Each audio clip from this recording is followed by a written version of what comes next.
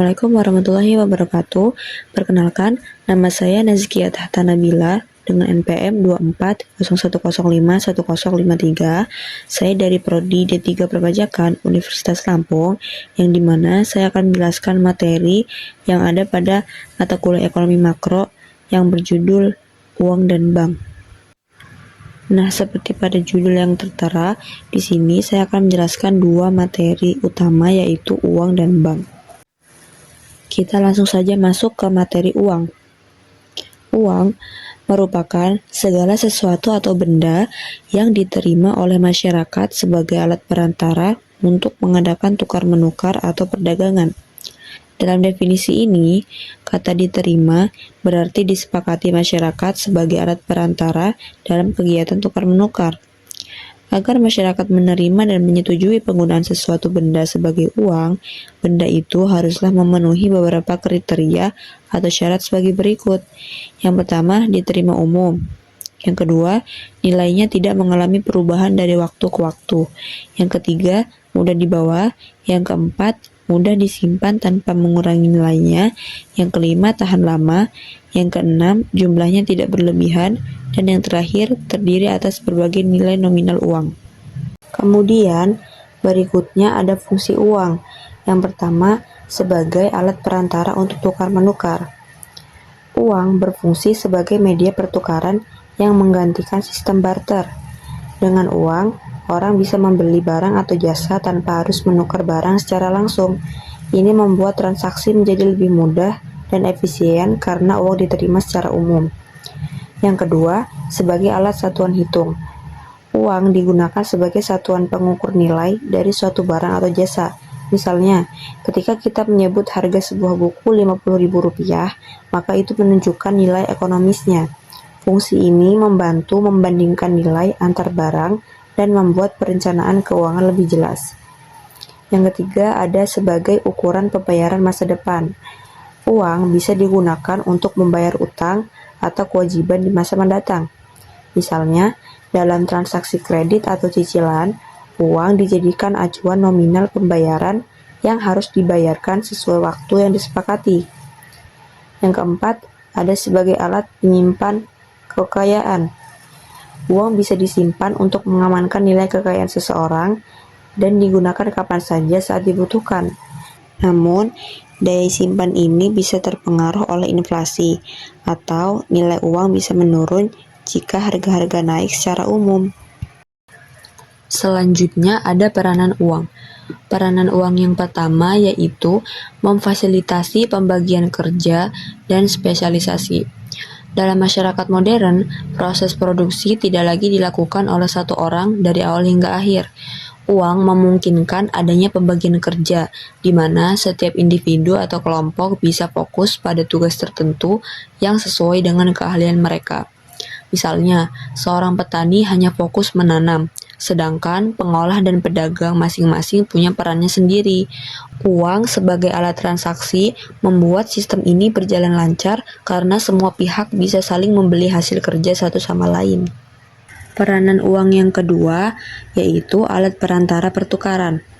Dalam sistem barter, orang harus menemukan pihak yang membutuhkan barangnya dan memiliki barang yang dia butuhkan. Dengan adanya uang, proses ini menjadi jauh lebih mudah karena semua orang menerima uang sebagai alat tukar yang sah, sehingga mempercepat dan mempermudah transaksi ekonomi. Kemudian peranan yang ketiga ada menentukan arah produksi dan konsumsi. Harga barang dan jasa berperan sebagai sinyal bagi produsen dan konsumen.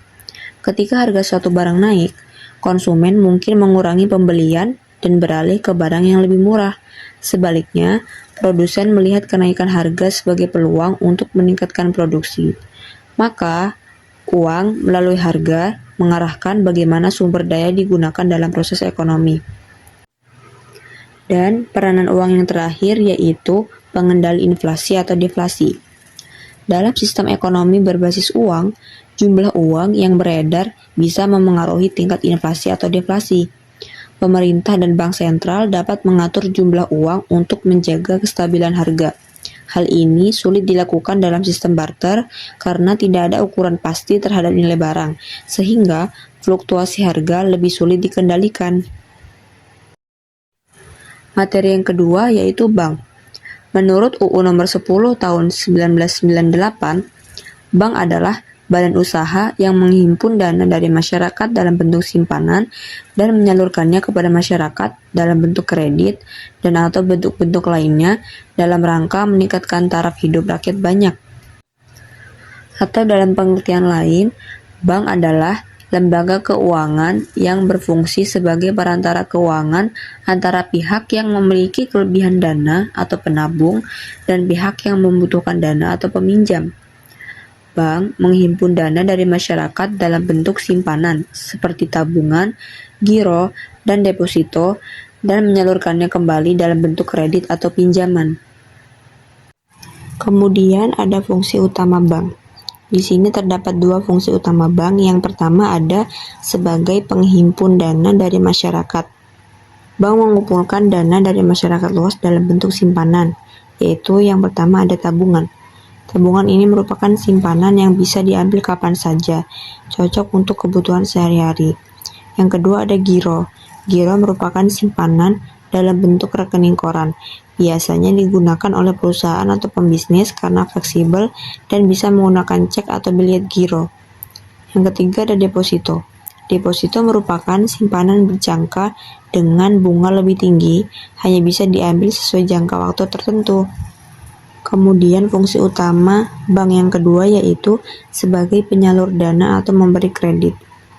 Dana yang telah dihimpun kemudian disalurkan kembali ke masyarakat itu dalam bentuk yang pertama ada kredit konsumtif. Kredit konsumtif ini seperti kredit kendaraan, rumah, atau pinjaman pribadi. Yang kedua ada kredit produktif. Kredit produktif ini seperti pinjaman modal usaha bagi UMKM dan perusahaan besar. Kemudian subbab berikutnya yaitu jenis-jenis bank. Jenis-jenis bank yang pertama yaitu bank umum. Menurut UU nomor 10 tahun 1998, bank umum adalah bank yang melaksanakan kegiatan usaha secara konvensional dan atau berdasarkan prinsip syariah yang dalam kegiatannya memberikan jasa dalam lalu lintas pembayaran. Kemudian, jenis bank yang kedua ada Bank Perkreditan Rakyat atau BPR. BPR adalah lembaga keuangan bank yang melayani masyarakat, khususnya di daerah pedesaan atau wilayah dengan aktivitas ekonomi kecil hingga menengah. BPR merupakan bagian dari sistem perbankan Indonesia yang berperan melengkapi bank umum dalam menjangkau masyarakat luas, terutama mereka yang belum tersentuh layanan bank besar. Kemudian jenis bank selanjutnya ada bank sentral. Bank sentral adalah lembaga keuangan yang memiliki peran vital dalam mengelola stabilitas ekonomi suatu negara. Ia bukanlah bank biasa yang melayani simpan pinjam atau membuka rekening untuk individu, tapi lebih sebagai pengendali utama sistem keuangan dan moneter nasional. Di Indonesia, lembaga ini dipegang oleh Bank Indonesia atau BI yang kedudukannya diatur dalam Undang-Undang Nomor 23 Tahun 1999 tentang Bank Indonesia, yang kemudian mengalami perubahan dengan UU Nomor 6 Tahun 2009. Mungkin sekian penjelasan materi uang dan bank dari saya. Semoga teman-teman bisa memahami apa yang saya sampaikan dan menjadi ilmu yang bermanfaat. Terima kasih. Saya ucapkan wassalamualaikum warahmatullahi wabarakatuh.